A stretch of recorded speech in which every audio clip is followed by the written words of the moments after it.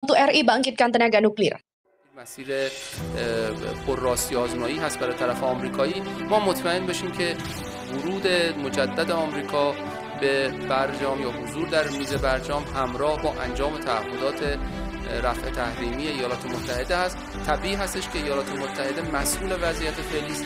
مسئول وضعیت فعلی هم باید توجه بکنه که باید اطمینان همه رو. Kepastian ekonomi dunia masih terbayangi dengan kemungkinan menujunya situasi terburuk, perang nuklir, limited nuclear war, which is I think some open source already predicted this issue, but we look at this also as a serious matter. Critical infrastructure, which supplies millions of people across Ukraine with drinking water, with electricity, with gas to keep from freezing to death. Buses, cars, ambulances being shelled. Nah, saya bilang kalian jangan pikir Indonesia tidak bisa punya senjata nuklir, bisa aja. Karena kami punya GDP juga besar, tapi presiden kami itu tidak mau. Kami masih fokus kepada prosperity. Take quite a bit of time and resources. Nuclear energy is one thing, weapons are another.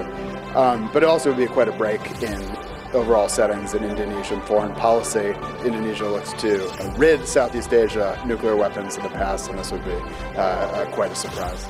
Itu agak ajaib. Kita nggak punya potensi untuk perang dengan superpower yang memiliki nuklir. Ngapain kita investasi di bidang senjata nuklir? Orang juga akan anggap mampu nggak sih itu. Jadi kita lihat tadi dari soal stunting, soal BPJS, soal pindah ibu kota, soal hutang luar negeri, macam-macam soal pertahanan itu. Kelihatannya nggak ada satu pola berpikir.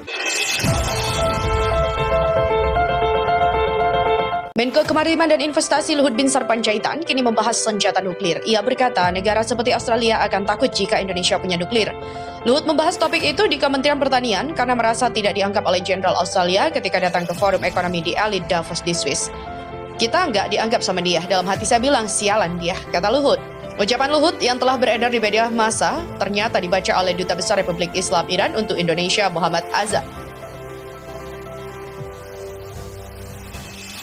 Dalam kesempatan itu, Azhar menyebut Iran adalah salah satu dari sedikit negara yang mampu pemimpin Iran Ayatollah Ali Khamenei sejatinya mengharamkan nuklir, tetapi Iran mengembangkan nuklir untuk tujuan damai.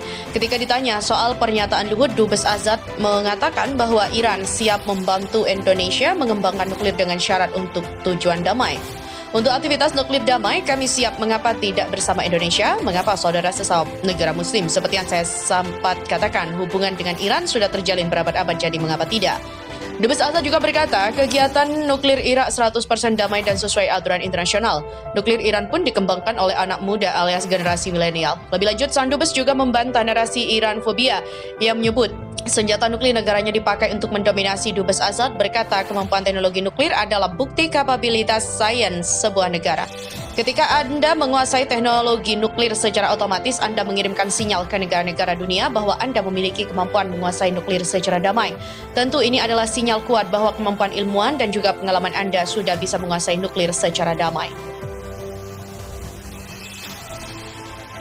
Ketika berada di Davos, Menko Luhut mengaku dirinya memberanikan diri untuk menghampiri para jenderal Australia meski diremehkan. Dia memperkenalkan diri dan juga menyampaikan jika dirinya juga seorang jenderal lulusan Amerika. Luhut juga mengatakan negaranya memiliki kekayaan yang berlimpah ruah. You know what? Saya bilang negara kami punya semua, kata Luhut.